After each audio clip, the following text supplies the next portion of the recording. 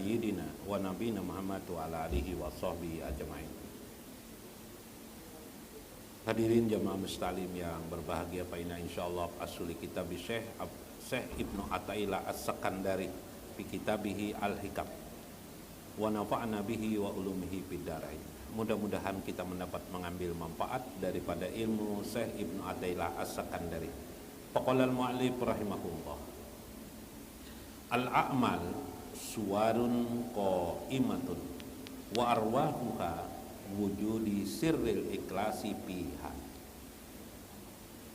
Tuan Syekh Ibnu Athaillah mengatakan, perbuatan-perbuatan amaliyah kita, zikirkah itu, sholatkah itu, puasakah itu, hajikah dia, zakatkah dia, sedekahkah kita, apa saja amal-amal kebaikan, atau sekalipun kata Nabi menghilangkan duri di tengah jalan,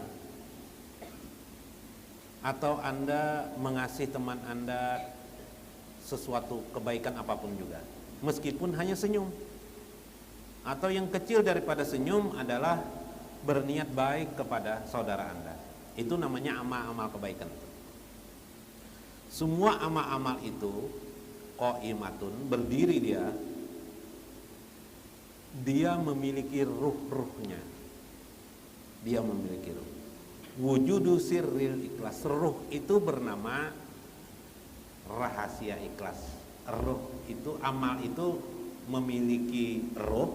Jadi amal, ini amal memiliki ruh, memiliki isi. Isinya adalah ikhlas. Nah, kayak itu maksud tadi. Jadi kalau tanpa isi gimana kira-kira? Minyak harum tanpa isi kayak kira-kira? Adalah artinya?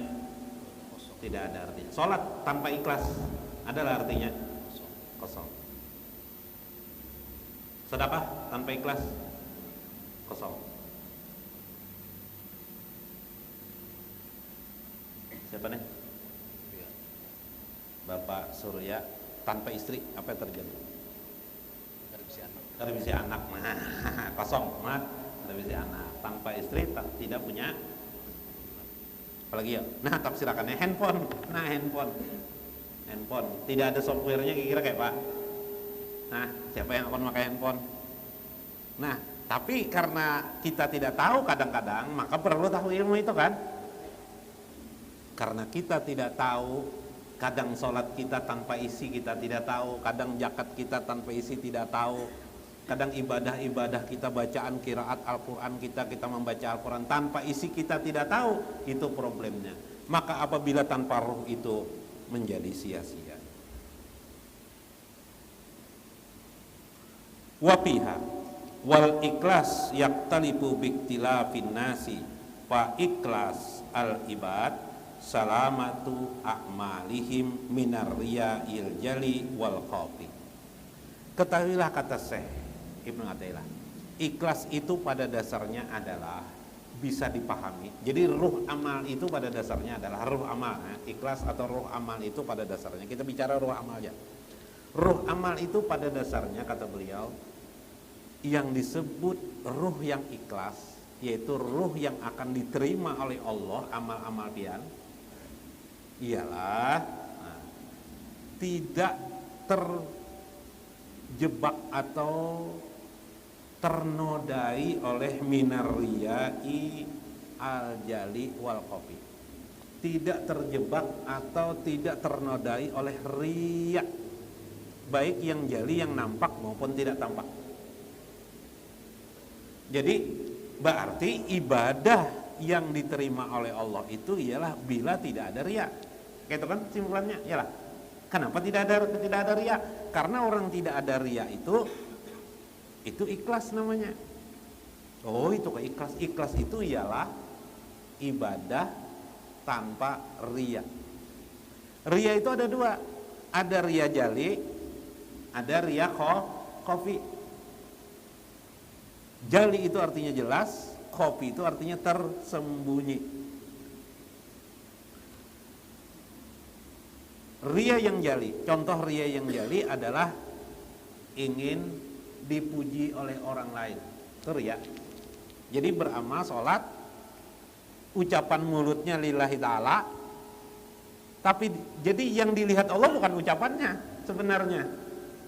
Ucapannya lillahi ta'ala Allah, di hatinya minta puji kepada manusia, di hatinya minta lihat kepada manusia, di hatinya karena ingin dipilih jadi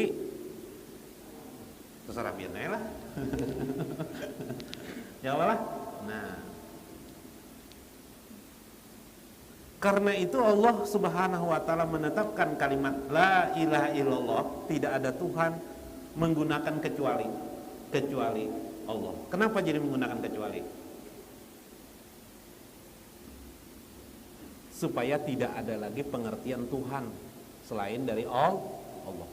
La ilaha illallah, tidak ada Tuhan selain Allah. Tapi kalau pian berkata Tuhanku adalah Allah, si anu itu pun Tuhan juga. Nah, bisa juga jar. Nah, ya lah. Tapi kalau sudah kecuali itu habis dah. Ada khatib naik ke atas mimbar. La ilaha illallah, tiada Tuhan selain Allah. Kada pakai teks ini. Makanya bahaya juga khatib kada bisa teks, kada pakai teks nih bahaya juga. Penceramah kada pakai teks, kada pakai kitab bahaya juga. Tidak ada Tuhan selain Allah, tidak ada Tuhan kecuali Allah. Maka Allah adalah yang maha besar, maha agung. Kecuali aja sih itu ucap tak kecuali. Allah maha besar, maha agung. Kecuali aja sih. Tak ucap kecuali. Mau motong kayak apa? Saudara, tadi yang Sidin, saudara-saudara sekalian Jasidin, ma'asyiral muslimin rahimakumullah. Berarti Allah maha besar, maha agung kecuali kaum muslimin yang dicintai oleh Allah. Nah, bahaya tuh lah, ada pakai tag lah. Jadi harus pakai tag ya kalau lah. Banyak wah ini belajaran agama kada pakai tag ya Allah lah. Kada pakai kitab. Lalu kada tahu sanadnya di mana. Ya lah. Apa ini penderakan Sidin ini Sidin enggak? Berarti Sidin tuh hebat banget. Ya kan?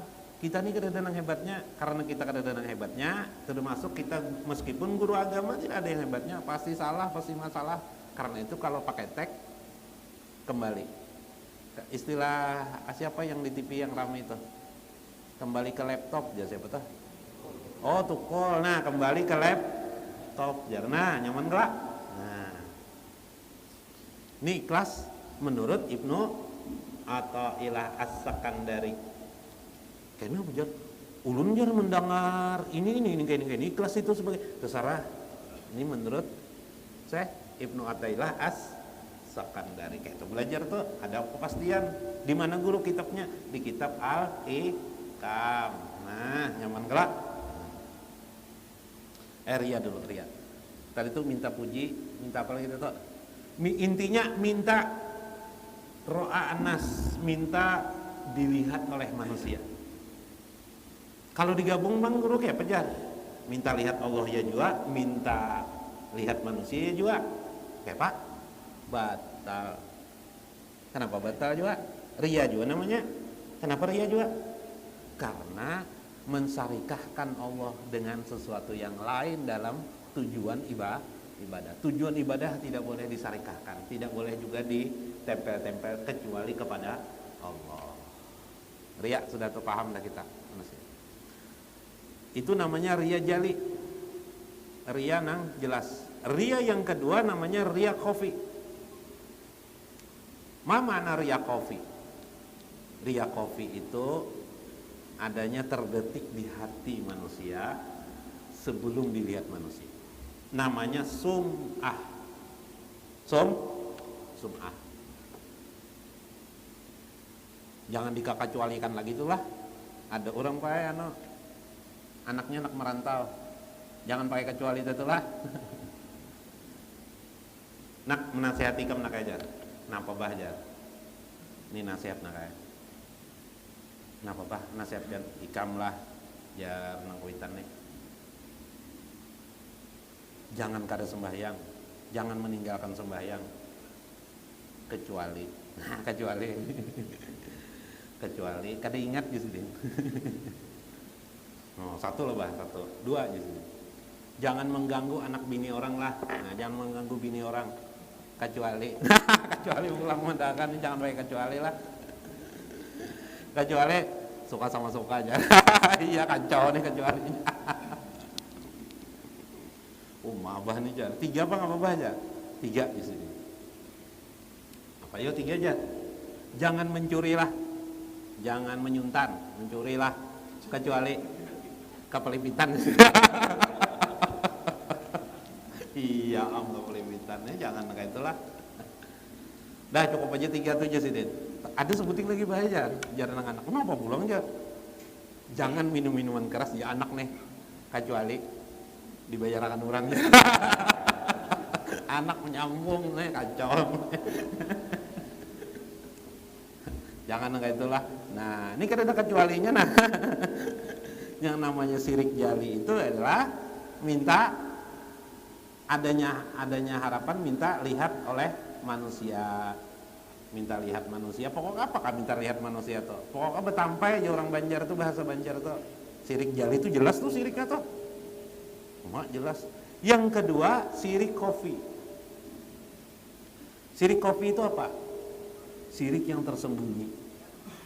Yang tersembunyi itu bagaimana? Namanya sum'ah. Sum'ah itu apa? Contoh, Imam Al-Ghazali pernah mengisahkan ini dalam kitab beliau Ihya Ulumuddin. Orang bangun tengah malam, lalu timbul perasaannya hendak sembahyang tahajudnya malam, baguslah Pak bagusnya Pak Surya. Tapi di pikirannya perasaannya timbul, kira-kira di mana kampungnya misalnya di Belitung misalnya, di kampungnya di Belitung, kira-kira sebelitungan nih unda aja yang bangun malam ini Jar. Nah iyalah, kira-kira misalnya rumahnya di Antasan, kira-kira di kampungku Antasan nih aku aja yang bangun malam, soalnya malam hari ada pulang soalnya malam ini dingin benar. Biasa terjadi Lailatul Qadar kan? Wah, Lailatul Qadar itu biasanya dingin, malamnya hujan, enggak, enak benar pas bangun malam. Wah, kayak ini orang ada denang tahunya kira mau beribadat malam nih. Wah, ya kan? Namanya riya kofi. Itu yang mengganggu amal-amal kita. Merusak ruh amal kita. Wa kullu ma fihi hazzun li nafsi fala ya'malunal amali illallahi ta'ala. Karena itu bagi seseorang hendaklah beramal, jangan beramal seperti demikian. Itu kata saya. Kemudian itu sudah. Keikhlasan itu bagaimana? Jadi ikhlas itu ialah orang yang menegakkan ibadahnya semata-mata karena Allah dan memiliki tujuan kepada Allah. Semata Allah dan tujuan Allah. Maka ikhlas itu bertingkat-tingkat lagi. Ini tidak ada lagi urusan riya atau apalah, jangan dicampur lagi dengan riya dan sum'ah gitu kan. Berarti apa lagi? Maka yang pertama adalah ikhlas itu kata saya al-ikhlas talaban li sawabi wa harban minal ikabi ma'anisbatil amali ilaihim wal itimat alaihi bitahsili ma zukiral amali lillahi ij'alan wa ta'ziman. Yang pertama adalah ikhlas itu adalah kelompok orang awam pada umumnya. Tapi ini tidak ada lagi riya dan sum'ah tadi. Yaitu orang yang mengharapkan ibadahnya itu untuk dapat masuk surga dan terhindar dari api neraka. Nah, itu adalah amalan atau tingkatan ikhlas orang awam. Jadi bila orang mengharap pahala, mengharap apa lagi? Surga, mengharap pahala, mengharap surga, apalagi mengharap Allah berbuat baik kepadanya. Kalau rajin sembahyang nih, pokoknya nyaman tuh bang hidup dah. Nah itu orang awam. Ikhlas sudah tuh, sudah ikhlas. Jangan dikatakan itu tidak ikhlas. Banyak kan kita kadang-kadang bingung, itu tidak ikhlas, itu hatinya tidak ikhlas karena mengharapkan surga dan menghindarkan neraka, itu tidak ikhlas. Menurut Syekh Ibnu Athaillah dalam syarah Syekh Sarkawi menjelaskan itu termasuk ikhlas, tapi ikhlas tingkat pertama. Ikhlas di makam orang khawas. Nah, ini makam khawas. Ikhlas orang di makam khawas, di makam kedua lebih tinggi, makam sudah sampai titik aulia Allah, ini bagus. Amalan aulia Allah itu bagus dituruti. Jangan, bah sidin aulia pangkitanin apa aja. Nah, jangan bukan begitu. Ini bukan urusan itu. Maka itu Nabi harus dituruti ya. Kenapa jadi jangan dituruti? Ini sidin Nabi pangkitannya apalah lain Nabi. Nah, itulah. Nah, ini turuti aja. Aulia Allah itu kal anbiya bagaikan para nabi. Jadi jer Nabi Muhammad, para aulia Allah itu bagaikan para nabi. Mereka selalu menebarkan kebaikan. Ikuti aja, pasti itu ada dalam Quran dan Sunnah. Tidak ada yang tidak ada dalam Quran Sunnah. Kita kembali makom pertama. Adapun makom yang kedua ialah ij'alan wa ta'ziman.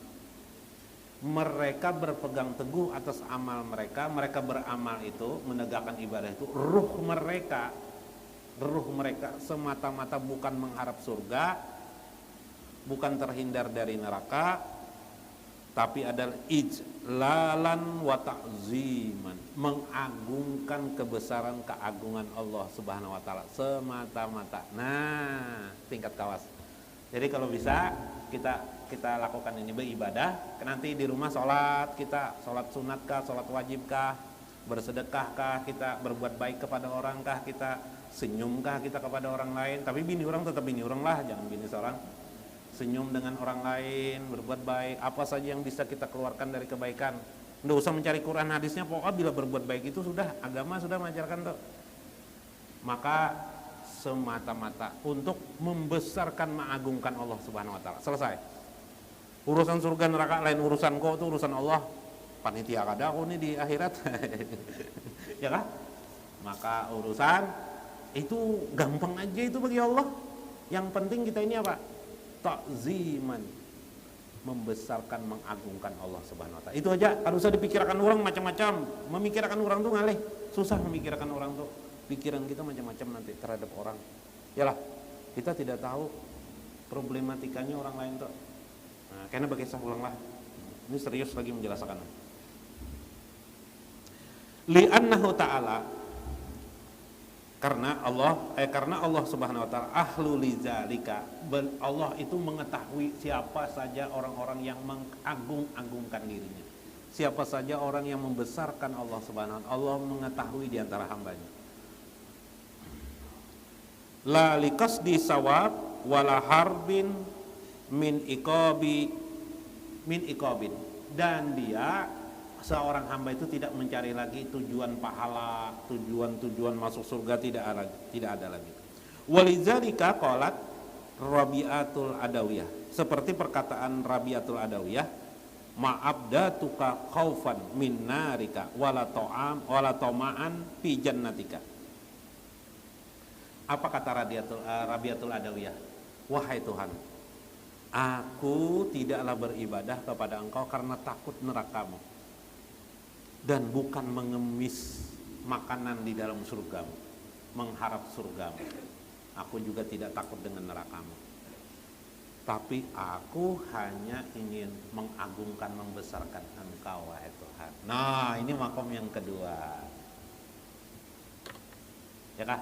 Atau syair Abu Nawas waktu habis sholat Jumat, ilahi lastulil firdausi ahla wala aqwa ala naril jahimi, ya kah?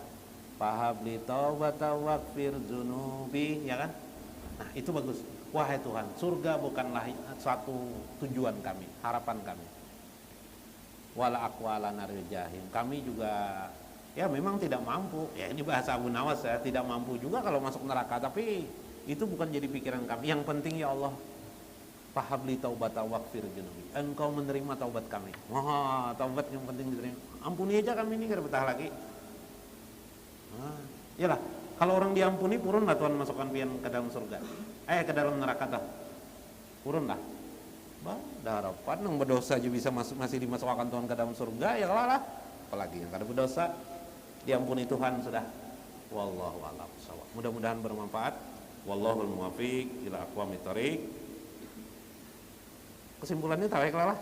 Simpulannya saya ulun simpulkan supaya pengerti. Setiap amal ibadah itu memiliki roh. Roh itu namanya ikhlas. Ternyata ikhlas itu ialah terhindar daripada ria. Ria itu ada ria jelas, ada ria yang tersembunyi. Ria jelas namanya yang umum, minta dipuji orang, minta lihat orang. Ria yang tersembunyi ialah seperti sum'ah, timbulnya perasaan mengakui diri lebih hebat dari orang lain dalam beramal ibadah, lebih hebat dari orang lain.